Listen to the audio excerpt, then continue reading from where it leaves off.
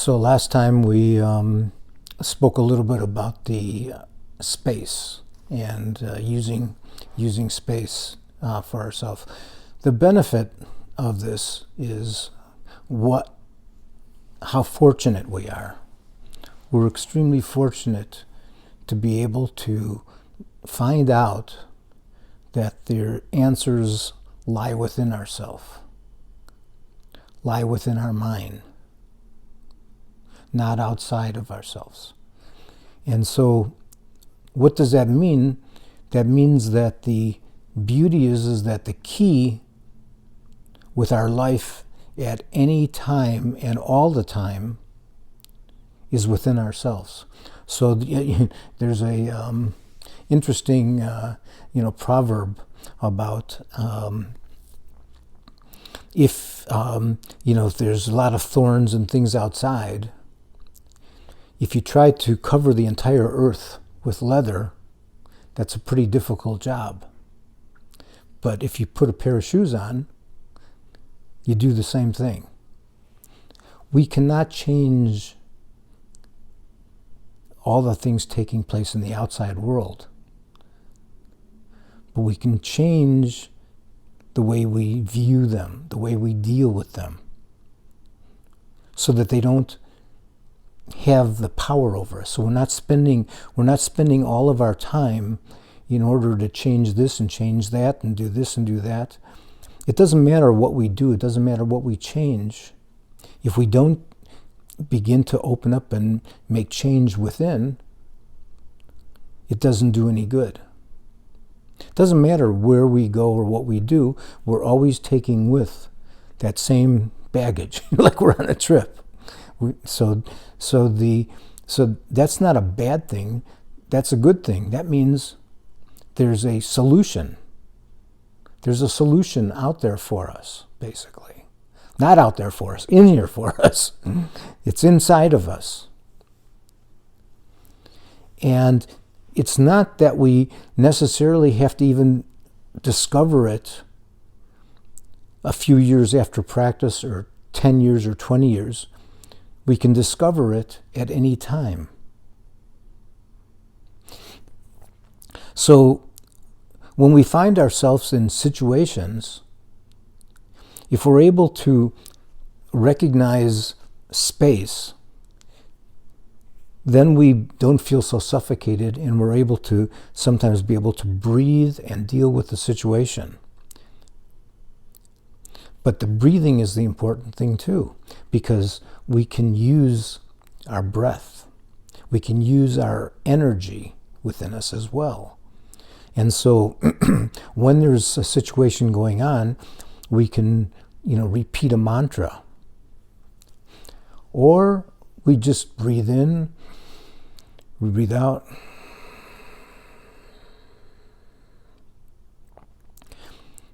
And we feel the calmness. We know that when we're upset and anxious, then our breathing is like this. It's running all over the place for us. So now we begin to discover that there is a chance of dealing with that energy, with the situation at all times. Even in the sleep, there is an answer. There is an answer. There is something that can deal with our issues, with our neurotic behavior. We talk about the three main emotions, of course, which come from ignorance, which is not just ignoring and ignorant, but also knowing wrongly about everything we come in contact with, knowing wrongly about the view of ourself.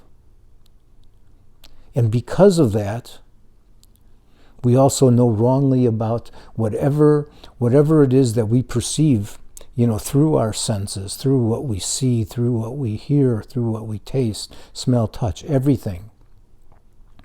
But the rearrangement of all of that to whether we want to grasp after it or whether we want to push it away, all comes out of the ego mind. The ego mind, which is the not knowing mind, the wrong knowing mind that knows oneself incorrectly and has a real belief, this is me and I have to act in this particular way and I have to act out in this particular way. And so what happens from that? We create that formation of karma. That's basically our energy begins to become solid. Actually, it's not solid. It just appears solid, like the story we told last time about Captain Kirk and Spock. That when they realized that the walls keeping them in was feeding off of their own energy, they were able to walk right out. We're able to walk out at all times. But what's happened is that we've created this speed and energy within ourselves that takes us to where we do not have control. So any of the practices themselves, whether it's recognizing space, working with breathing, helping, being kind to people that open up, all of these create the ability to counteract this solid formation of who we are. So even in the times when when the other types of emotions, of moods, of being in a bad mood or not knowing why I just am not feeling right or this or that, all of those things appear to be something real, and there appears to be a duality between myself and this energy. When in reality, it's not there. It's non-duality. And so when we begin to use some practices and use our meditation and we learn to start slowing down. But even once we start to slow down, we get into a more subtle state. We're in a more quiet state, almost not even breathing, maybe not breathing sometimes. We still can begin to feel there's something else grasping, something else pulling, something else pushing, push, pull, push, pull, push, pull, going on. And when we recognize that it's there, then we can begin to let go of the duality of it and put our mind into that state of non-duality. I was reading something with Milarepa when he was doing one of the, he has the songs of Milarepa basically, and he was talking to the students and things of his, and he said, when you lose the seer and the seen, when they dissolve, that's perfect view. When you lose the actor and the action, that's the perfect behavior. So that when we learn to begin to not see everything in duality, then we begin to feel something different. It's similar to, like we've talked about before, when we're outside, if we're out in the mountains and we hear a sound, we hear a echo, we don't think there's some person over there. There's some level of intelligence that knows that that's an echo. Well, all sounds are like an echo in reality.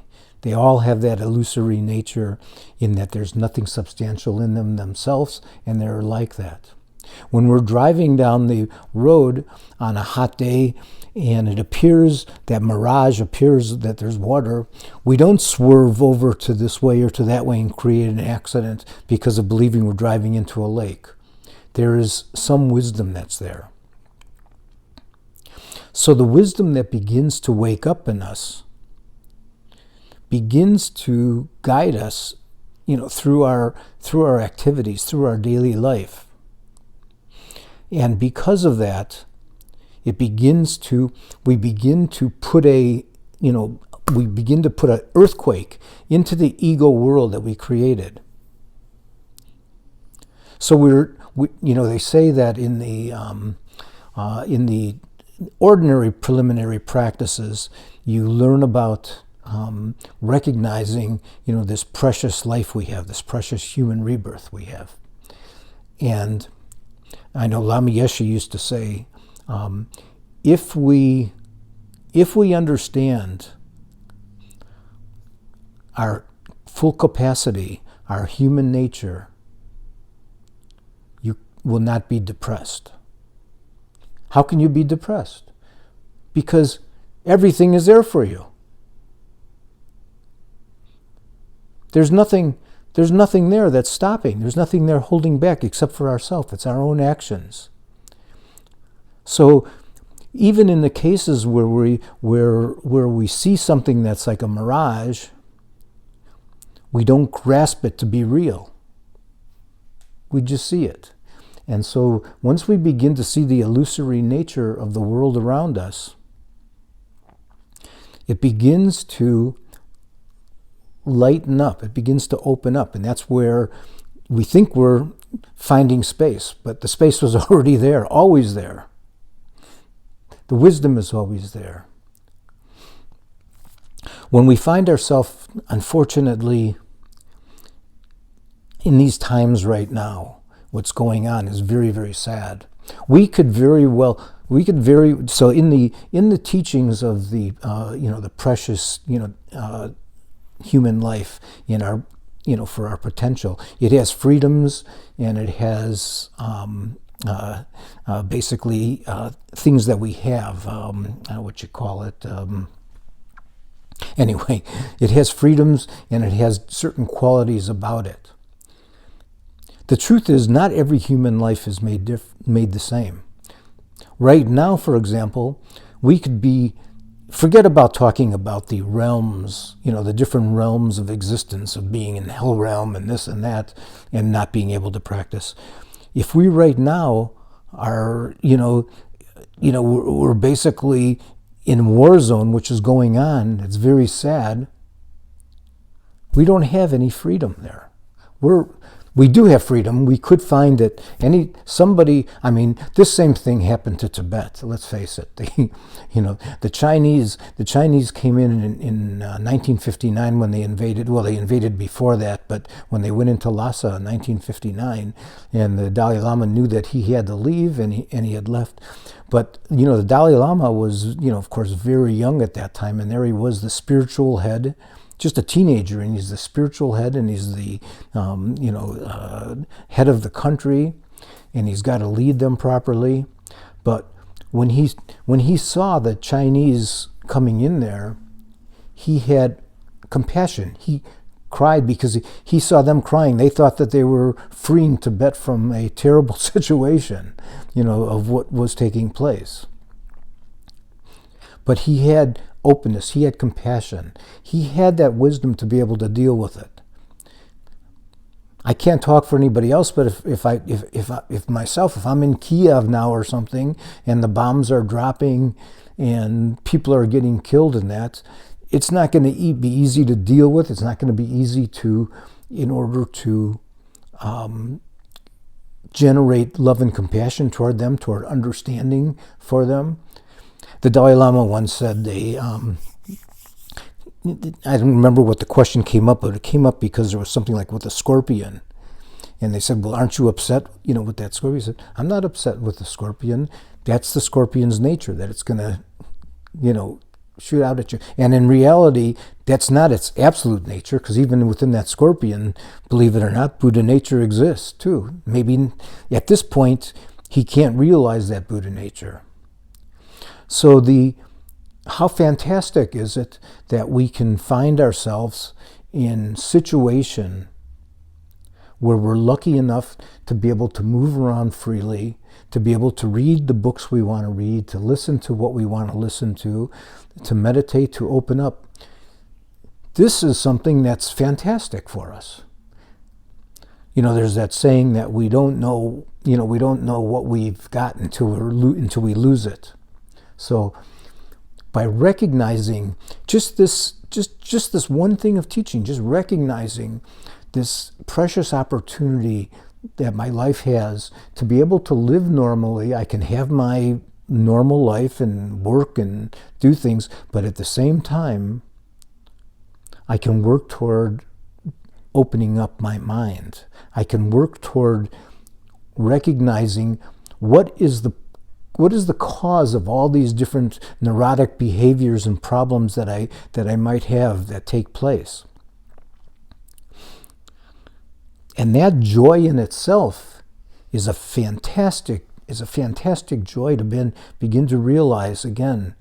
So we don't have to go into a real, abstract, like we'll be in the teachings and say, okay, you're not in the hell realm. Well, actually, if you're there, you are kind of in a hell realm. Hell realm is not a place. It doesn't exist. It's not a place below the earth, and heaven's not above. It's all within our own mind. I don't know if we've talked about it before or not, but it's like there's a saying that if you were sitting by a river and the different types of beings were sitting by that river, of course a human being might see pure water, but a hungry ghost might see it as something that's cutting through, your neck and things. God might see it as being some other type of nectar or something, but doesn't, not seeing it properly. But the reality is that our states of mind rotate around within those realms daily, but that realm can only exist like that wall, like that invisible wall for Spock and Captain Kirk in that example where when he meditates and says that wall is being built off of our energy. When Spock says when we don't feed that energy, it dissolves. So the realms that exist within ourself, that is what's called samsara. That's what we recycle. We recycle the same thoughts, the same feelings, the same energies. In order to move away from that, we then have to begin to do some other things. So even in this case, the beauty and joy of recognizing what a special life I have, what I can do, to move forward, that all the answers, lie within myself, means that we then begin to do some things that, even if they're not perfect, even if they're not 100% pure, just like in this case, just like looking at that mirage, we perceive a mirage, but our wisdom knows it's not there, but there's still some clinging, so that has to still be purified. It's not saying we've become perfect when all of a sudden we can recognize that things are illusory or sounds are like an echo or whatever. There's still this subtle kind of grasping. So when we're meditating and we get into these more quiet states and subtle states, we can begin to work with our subtle energy. We can begin to feel some other type of, this grasping that's going on. Something that's not realizing,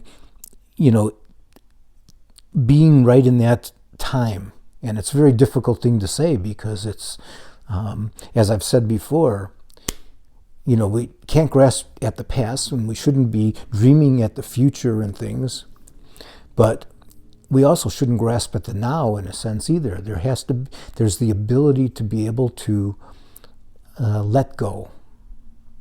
And again, I hate to say that, I always say this, but letting go sounds like doing something. So it's a state of absence of doing. So what's ever taking place, we're not doing something to it, not doing something about it. It's just opening up and dealing with it, seeing it more for what it really is at a particular time.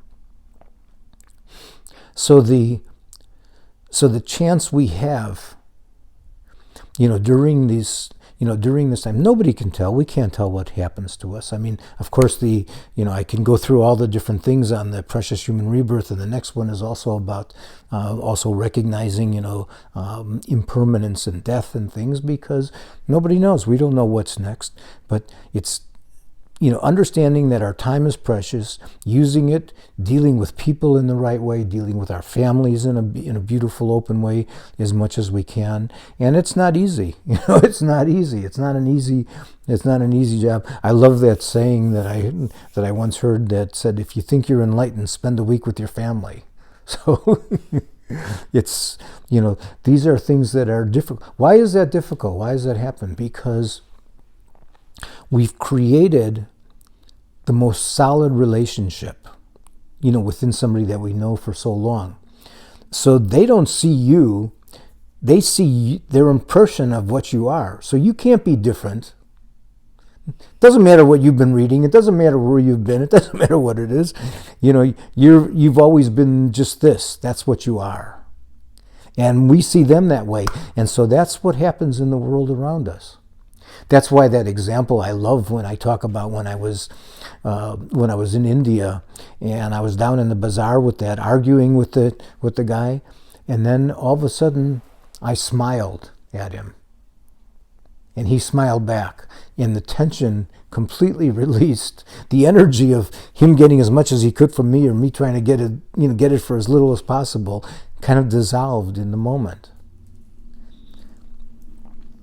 So the ability to begin to try to understand, this dissatisfactory state of life, which is the first of the Four Noble Truths, the state of dissatisfaction and pain and being discontent. How do we know it's discontent? Because when we're sitting inside of our meditation, we see that we can't sit there. So at first it's getting better. We're getting quieter. We're sitting. We're getting calmer. We're allowing something to happen. That's good, because that's allowing us, to be able to do something different. It's beginning. We're changing. We're always changing anyway, but now we're changing because now we're beginning to align with our true nature. We're beginning to move into that type of realm. Might not be perfect yet, but it's lessening those chains, that have been wrapped around us. Basically, we've created a matrix, basically. So the ability to move forward, and then what is the cause of this problems? The cause of the problems are the negative actions. There's no absolute negative action, but there are negative actions in the world. We have to live within the realm of karma. So if we begin to work and use our precious opportunities to become a more open person, become generous and giving and open, we begin to more patient. All of that changes. In fact, sometimes we can even experiment with ourselves where something we would usually do, we think about it and do the exact opposite. Because we've been programmed to do something in a certain way, to act a certain way with somebody. But all of a sudden we do something different. Just like all of a sudden just have a little bit of a smile to that the guy in the bazaar. And it's amazing what happens, what changes, at that time. So this precious human rebirth, this precious life that we have, is to have the ability to have those things. The other thing is that we need to be around and be lucky enough to find something where there's a little bit of direction in that way, so that there are some teachers around, there are some books around, there are some teachings around. Because let's face it, we grow up in a communist country. I mean, I don't know, maybe you could talk better than me, but do you have the right, basically, did you have the freedom to be able to read about different things, or to be able to talk about those things? So the ability to have this type of freedoms and be around and be lucky enough to be by something where there are some different methods and things. That's why I say that it's, to me, it's like, I don't know what happened. I used to think sometimes when I was at the monastery and things, and I'd be there, it was just like such incredible experiences. I think, did they come down from another planet or something? Because it wasn't the world that I grew up in a sense. It's like, is that are they from another planet? I don't understand where they're coming from with this. And, it's just so outstanding. And to be fortunate enough to be able to, to be there. So rejoicing in that, in our opportunity and in the ability to work on ourselves. So going back to the meditation, even within our meditation, when our awareness is beginning to allow us to understand how we work, how our energy is working, just on a relative level. Let's not talk about the perfect, the Buddha nature within ourselves. Just the ability to begin to learn about, who we are, what we are. Because once we begin to do that, when we sit down in there, we begin to feel how many different layers of different things, and like peeling an onion of garbage that's sitting there within ourselves. But when we learn, okay, well, that's okay, that's where I'm at this time, that's okay, and begin to deal with it, that allows us, to move forward. And that allows us to be able to go in and begin to recognize that every moment, every instant, the ability is there for our wisdom to shine through. It's always there. And we've basically are finding a direction toward that. Now, the other part that happens within our mind, besides that pure awareness and things, of course, is that love and compassion. Our mind is made up of pure knowing, mirror-like awareness. But it's not just empty. It has an illuminating type of warmth to it. So when we can begin to just sit there and say, in reality, we can sit in a meditation and it doesn't matter how long we're sitting for, because it's just so peaceful. Why is it peaceful? Because there's nobody experiencing this is bad, this is good. It's just completely open space, open awareness that's there. And openness begins to allow the openness of the heart. The lotus flower opens within our heart, and from that compassion for ourselves and what our relative situation is, what our situation is now, we have more understanding, for somebody else around. That's how the love and compassion, we begin to understand. Not only do we begin to understand, but we begin to feel. We can feel pain of the others. And because we feel that type of pain, that open compassion motivates us to move forward. So whatever we do, as I said, Tibetan Buddhism is unbelievable because it has so many different methods, to be dealing with us.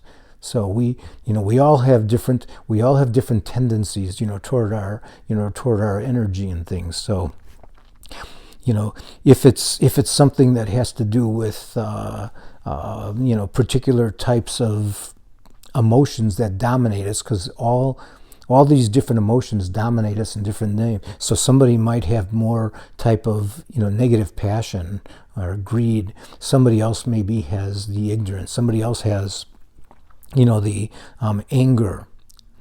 And somebody else has the jealousy. Somebody else has the pride, that's so much, a part of them. So that all of those wrong states of mind, diluted states of mind, because all it means is that the pure crystal like mind, is then coming out and projecting wrong things when it's pushing that away, grasping at that.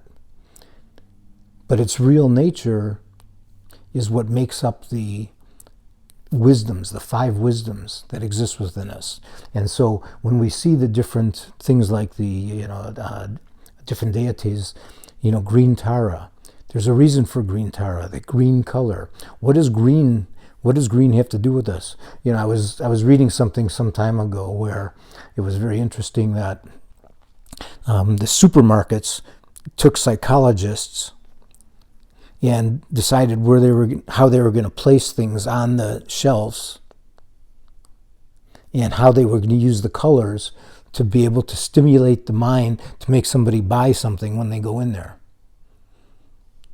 Our minds are so powerful, can be used for positive, can be used for negative.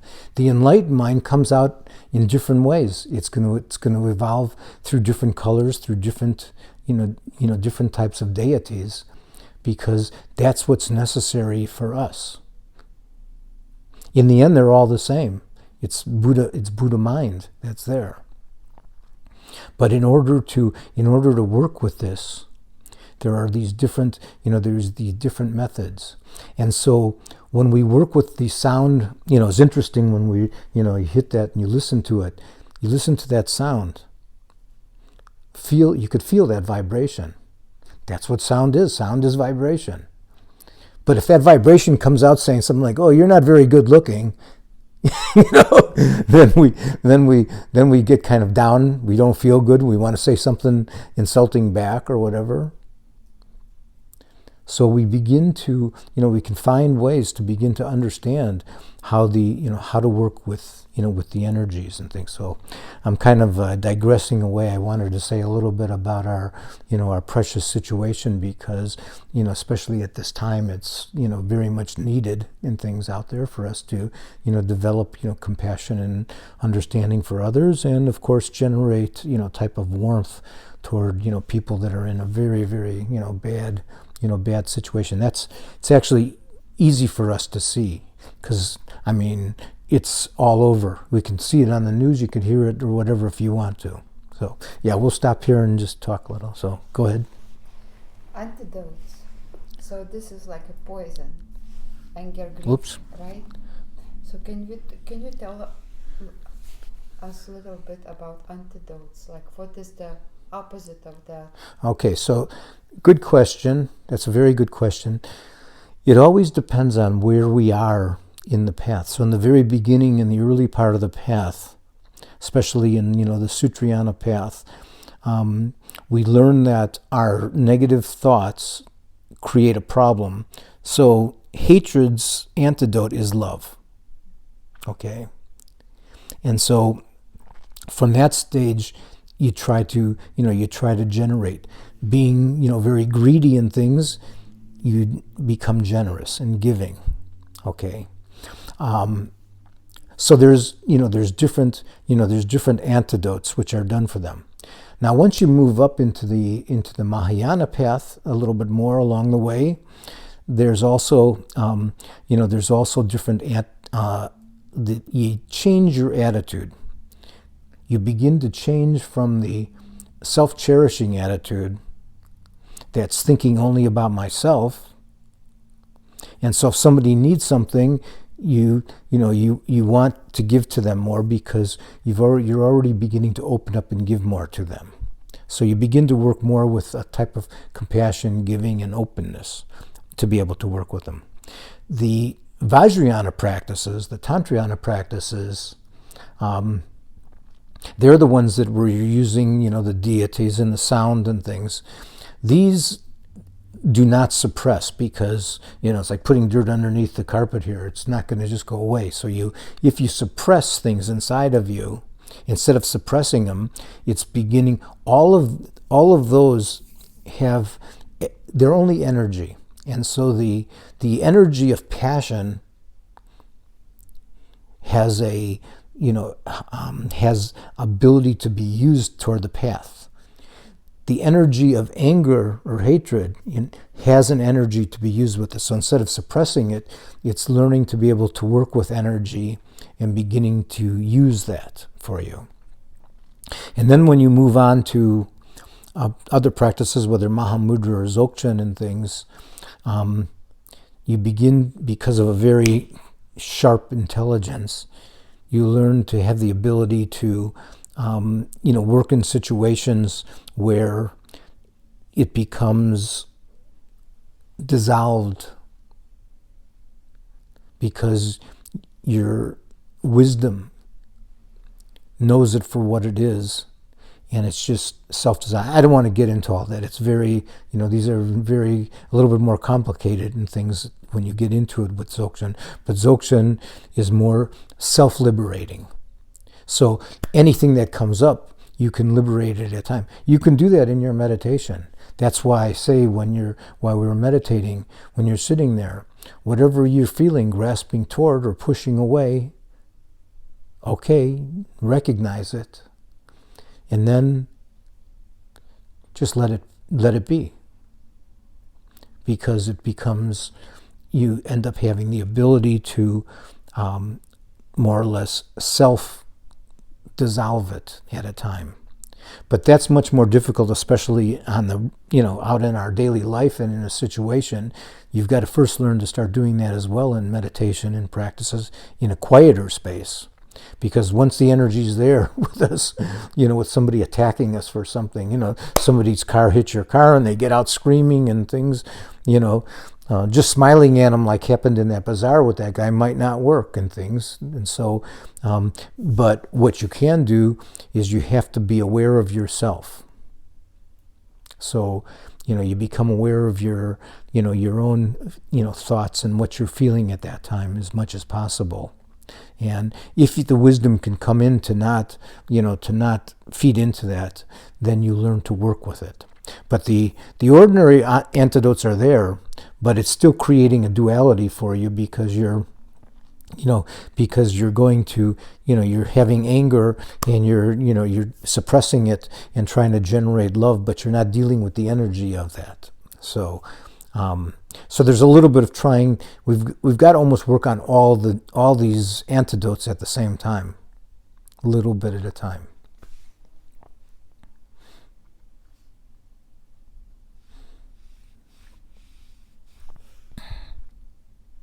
Anything else, or should we? I do believe the smile in that bazaar work only because you been in that spaceless space. It's happened with people. I believe he just changed his state of being. Yeah. It's You transform. You basically. What has happened was transformation. But that's what this whole talk was about. Mm-hmm. The ability to transform is always there. That's what's beautiful. You just need to catch yourself at Yeah. the right moment, and this is it. Yeah. So, but what I will say is that this is, this stuff is very, is very ingrained and is very, so we will find ourselves where things happen and we get angry, we say things, we do things, but we have to let go of it. Just let go of it because we're not perfect. So it's going to happen. So again, you have to have patience for yourself and have understanding. If you walk around thinking, oh, I just took these vows and I'm not supposed to do this and I went over here to do this and I just killed a bug and things, and you get all emotional, you say some mantras and things. You use something there to, pray for the, better rebirth for that bug and things. But, we can't beat ourselves.